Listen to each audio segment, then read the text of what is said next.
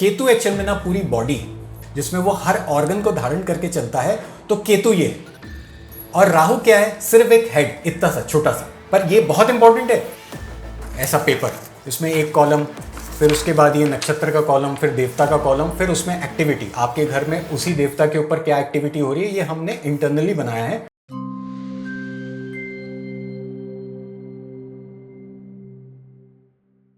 नमस्कार। देखिए कितनी मेहनत लगती है। अब ये पार्ट 2 वीडियो है, इसका पार्ट 1 आपने देख लिया होगा। पार्ट 2 अभी ये आपको स्क्रीन तो नहीं दिखेगी, पर हमारे पास यहाँ कंप्यूटर की स्क्रीन ऊपर खुली हुई है और ये कंप्यूटर हाथ पे है। अब हम निकाल ये रहे हैं कि राहु और केतु कैसे प्रभाव डालते हैं जीवन में, और उसी की जो बेस वर्किंग है ना, उसी में थोड़ी सी जटिलताएं हैं। उन्हीं जटिलताओं को अगर आप ऐसा लगता है कि आप समझ सकते हो तो समझ लीजिए, और फिर ऑफिस में कॉल करके कोर्स ज्वाइन करना है तो कोर्स ज्वाइन कर लीजिए, क्योंकि इसी से रिलेट करते हुए जो जो नक्षत्रों के हम नाम बोलेंगे ना, उन नक्षत्रों के एक एक देवता होते हैं, उन्हीं पे उन एक्टिविटीज को करना है। जैसे पिछली वीडियो में जो मैंने कहने की कोशिश करी, एक राशि है, राशि से और आगे बढ़ते हैं तो एक नक्षत्र पे आते हैं, कोई भी एक्टिविटी करनी है उस बॉक्स की तो हमको उस नक्षत्र के देवता के ऊपर करनी है। तो अब उसमें क्या एक्टिविटी करनी है वो यहां से हमको पता चलेगा। प्लैनेट्स के फॉर्म में, मान के चले बॉक्सेस के फॉर्म में, ये टोटल मिला के 21 रेखाएं होती हैं।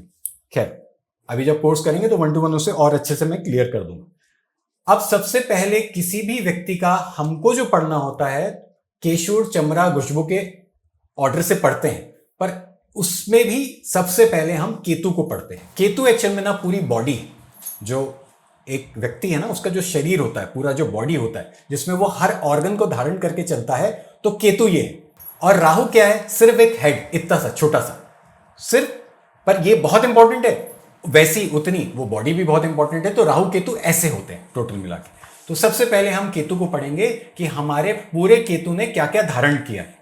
तो उसका सिंपल सा फॉर्मूला जो लास्ट वीडियो में भी आपको समझा ही रहा था, अब ये क्लासरूम में भी मैं आपको समझा रहा हूं। ये पूरी हमारी वास्तु गुरुजी टीम है, ये आर्किटेक्ट साहब हैं, ये भी आर्किटेक्ट मैडम है, ये पूरा जो फाइल्स को तैयार करना है, और देवेन भी है, आप जानते ही हो, ये मल्टीपर्पज है। तो हम सब मिलके देखिए आप लोगों के लिए कितनी मेहनत कर रहे हैं, इसको कम से कम अप्रिशिएट कीजिए, अच्छे अच्छे कमेंट दीजिए। चलिए अब स्टार्ट करते हैं कि टोटल मिला के मीन है क्या, करना क्या है, टोटल करना क्या है। तो एक रॉ वीडियो जैसे ही हमने रिकॉर्ड किया, मोबाइल से ही रिकॉर्ड कर रहे हैं, कोई इसमें वो नहीं। हाँ, सिर्फ आपको स्क्रीन नहीं दिखेगी, बस आपको हम ही लोग दिखेंगे और हमारी बातें आपको समझ में आएगी। आप अपना भी वैसे ही बनाइएगा।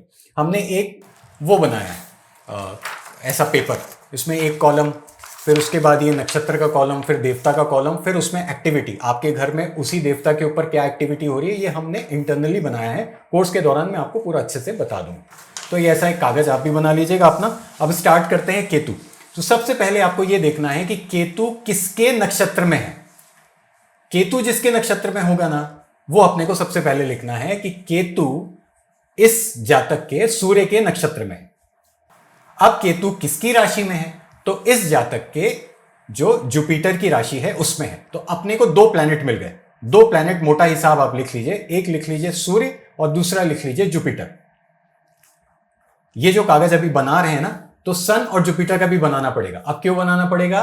क्योंकि केतु के को ये रिप्लेस कर देते हैं, मतलब केतु इनको रिप्लेस कर देता है, इनके प्रभाव को। जहां केतु बैठा है इनके ऑब्जेक्ट्स को भी हम रख सकते हैं, जहां पे ये बैठे हैं, मतलब ये लोग बैठे हैं, वहां केतु के ऑब्जेक्ट्स को भी रख सकते हैं, जिसको हम वॉशरूम कह रहे हैं ना, तो इन जगहों पे वो भी डाला जा सकता है। तो चले, थोड़ी जटिलता है, समझिए। तो हमें 2 प्लैनेट मिल गए। कौन कौन से मिल गए? जुपिटर मिल गया, सन मिल गया। अब हमारा निगाह जाना चाहिए कि केतु के 3 नक्षत्र हैं, उसमें क्या क्या दिया है। तो पहला नक्षत्र जो दिति के नाम से है, जिसका नक्षत्र लॉर्ड जो है मूला, तो नक्षत्र वाले कॉलम में मूला नक्षत्र लॉर्ड लिख लीजिए, इस जातक का एमटी। फिर नक्षत्र नंबर 2, मैं ऐसे ही रैंडम उठा रहा हूं, वो है अश्विनी का, केतु का ही नक्षत्र है, अश्विनी का है, इस पे चंद्रमा है। अब क्योंकि ये केतु के डायरेक्ट नक्षत्र में है, तो हमें चंद्रमा को भी कंसिडर करना है। तो एक प्लैनेट और लिख लीजिए। अभी हमने सूर्य लिखा था, हमने जुपिटर लिखा था, और अब चंद्रमा को भी कंसिडर करना है। तो चंद्रमा एक ब्रैकेट में लिख लीजिए कि ये प्लैनेट भी हमको कंसिडर करना है, क्योंकि ये केतु बन गया। अब केतु का जो 3rd नक्षत्र है उसमें 5th हाउस है। 3rd नक्षत्र लिखिए, उसका नाम लिखिए मेघा। नक्षत्रों के नाम इसलिए लिखा रहा हूं कि बाद में देवता याद करने में आसान हो जाएंगे। और उसमें 5th बॉक्स आ रहा है। ये हमारा नक्षत्र केतु का खत्म हो गया। अब हमें और कुछ नहीं करना, क्योंकि जो जो केतु के डायरेक्ट संपर्क में है ना, उन्हीं को रिप्लेस करता है केतु, और किसी को नहीं करता। अब हम इसके और आगे आ जाते हैं। तो हमने अभी 3 प्लैनेट फाइंड आउट किए थे। एक किया था चंद्रमा, एक किया था हमने जुपिटर, क्योंकि केतु जुपिटर की राशि में, दूसरा किया था सूर्य, क्योंकि सूर्य के नक्षत्र में। अब हम सबसे पहला पकड़ लेते हैं सूर्य। सूर्य की राशि 5वें बॉक्स पे है, लिख लीजिए। तो 5वां बॉक्स जो है केतु के माध्यम से मैनिफेस्ट होगा। जब भी हम किसी प्लैनेट को बैठेंगे तो पहले उसकी राशियां कहां कौन कौन से बॉक्स में है, तो 5वें बॉक्स पे, तो उससे मैनिफेस्ट होगा। थोड़ा जटिल है पर आसान लगने लगेगा, बनाते जाइए।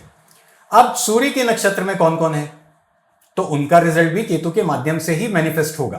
तो सूर्य के नक्षत्र में बुध है, तो लिखिए सूर्य का पहला नक्षत्र, उसमें तो केतु था ही, इसलिए वो सूर्य केतु में कन्वर्ट हो गया, और उसमें बुध भी है। दोनों चीजों को लिख लीजिए। उत्तरा आषाढ़ा नक्षत्र जो है वो सूर्य का है, उस पर केतु है, इस वजह से वो केतु बन गया, और बुध भी है।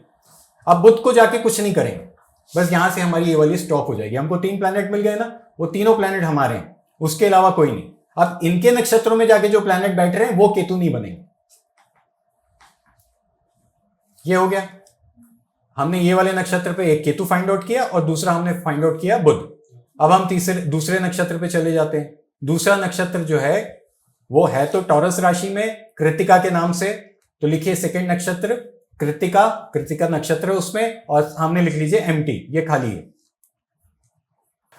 अब तीसरा नक्षत्र लिखिए उत्तरा फाल्गुनी, और ये भी एम्प्टी है। और आखिरी बात ये आ जाती है कि सूर्य जाके जहां बैठा है उस बॉक्स का रिजल्ट भी सूर्य मैनिफेस्ट करा सकता है। केतु को कराना हो तो सूर्य को पावराइज करेंगे केतु के माध्यम से, तो भी मैनिफेस्ट हो जाएगा। सूर्य से भी हो जाएगा, क्योंकि वो जाके तो जिस बॉक्स में बैठा है उसको मैनिफेस्ट कराएगा ही कराएगा, और क्योंकि सूर्य के नक्षत्र पे केतु है, इसलिए केतु भी उस बॉक्स का रिजल्ट मैनिफेस्ट कर सकता है। वो बॉक्स है 9th, क्योंकि सूर्य 9th बॉक्स पे बैठा है। हमें सिर्फ इतना ही आइडेंटिफाई करना है राशि कहां पे है, हमें इतना ही आइडेंटिफाई करना है उसके तीनों नक्षत्रों में क्या क्या है, हमें इतना ही आइडेंटिफाई करना है कि वो जाके कहां बैठा है। यहां से हमारा डायरेक्ट केतु वाला जो भी चीजें हैं ना वो स्टॉप होने लग जाती। अब हम जुपिटर को ले लेते हैं। जुपिटर की राशियां कहां कहां हैं, तो अगेन 9th बॉक्स पे है जुपिटर की राशि। जैसे सूर्य की राशि हमें 5th बॉक्स में मिली थी, तो जुपिटर की राशि 9th और 12th में है। तो राशि के वजह से जुपिटर का रिजल्ट केतु भी दे सकता है। तो 9वां बॉक्स क्या है, कंसल्टेशन का बिजनेस हो गया। तो कंसल्टेशन का बिजनेस अगर अच्छा बनाना है तो क्या करना होगा, तो केतु बिठाना पड़ेगा। ये सब मैं अभी आपको सिखा रहा हूं, आगे कोर्स में बहुत अच्छे से इसको करेंगे। वीकनेसेस ज्यादा हो रही है बॉडी में, तो क्या करना होगा, केतु का नख धारण करने से भी वीकनेसेस कम हो जाएगी इस जातक की, या फिर रेमेडी करना, उस देवता पे जाके चीजों को समझना, उससे भी होगी। तो अभी हमें राशि के माध्यम से 2 बॉक्स मैनिफेस्ट होते हुए नजर आए। अब हम जुपिटर के नक्षत्र के माध्यम से, पहला नक्षत्र आप लिख लीजिए पूर्व भाद्रा एम्प्टी, दूसरा नक्षत्र लिख लीजिए पूर्व वसु, जुपिटर के ही दूसरा नक्षत्र पूर्व वसु, उसके अंदर आ रहा है राहु। बस यहां तक जाके इसको छोड़ दी, और कुछ नहीं करना। अगर राहु डायरेक्ट संपर्क में होता, जो कि चांसेस बहुत कम होते हैं, तब फिर एक नई थ्योरी आती। अब जुपिटर का जो तीसरा नक्षत्र है वो है विशाखा, और उसमें 7th बॉक्स आ रहा है। अब जुपिटर जाके 6ठे बॉक्स पे बैठा है, तो प्लैनेट जहां बैठा होता है उस बॉक्स का रिजल्ट भी मैनिफेस्ट कराता है। तो 6th बॉक्स भी लिखेंगे, जुपिटर के माध्यम से 6th बॉक्स का रिजल्ट भी मैनिफेस्ट होगा, क्योंकि वो जाके 6th बॉक्स पे बैठा है।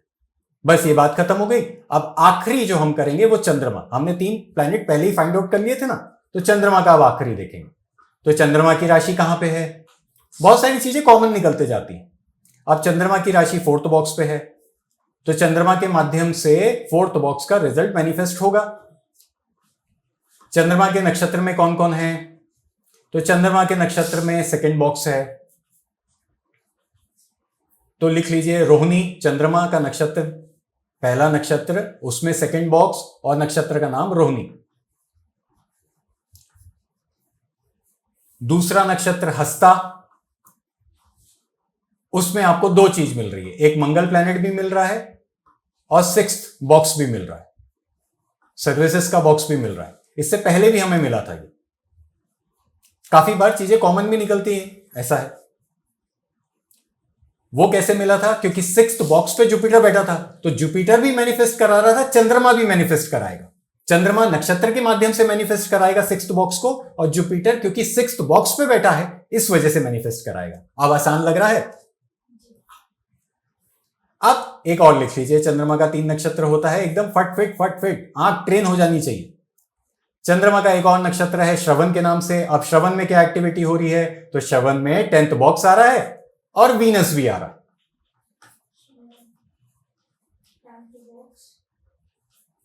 और वीनस।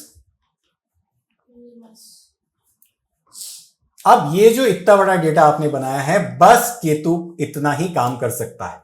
इनकी जगह पे हमने केतु को विराजमान करा दिया, इनके देवताओं पे केतु लगा दिया, वॉशरूम्स बना दिए, तो पूरे वॉशरूम घर में अच्छे हैं। मैं बार बार कह रहा हूं, आपके घर में पड़ा हर एक चीज अच्छा है एक्चुअल में ना, क्योंकि हमें ये सिद्धांत नहीं पता और ये बहुत जटिल है, इसलिए तकलीफें होती हैं। तो बस आज के इस वीडियो को हम विराम देते हैं। आप अपने अपने उसमें बनाइए, और सेम लॉजिक राहु के ऊपर भी एप्लीकेबल होता है। राहु जिस नक्षत्र पे बैठा है वो नक्षत्र राहु का हो जाएगा, जिस राशि में बैठा है वो राशि राहु की हो जाएगी, और कुछ नहीं है। और प्लैनेट्स अपने आप वही, जो भी राहु के डायरेक्ट संपर्क में प्लैनेट होगा उसके नक्षत्र में डायरेक्टली जो होगा, या उसकी राशि में डायरेक्टली जो होगा, बस उसी का प्रभाव देगा, अदरवाइज वो कुछ नहीं देगा।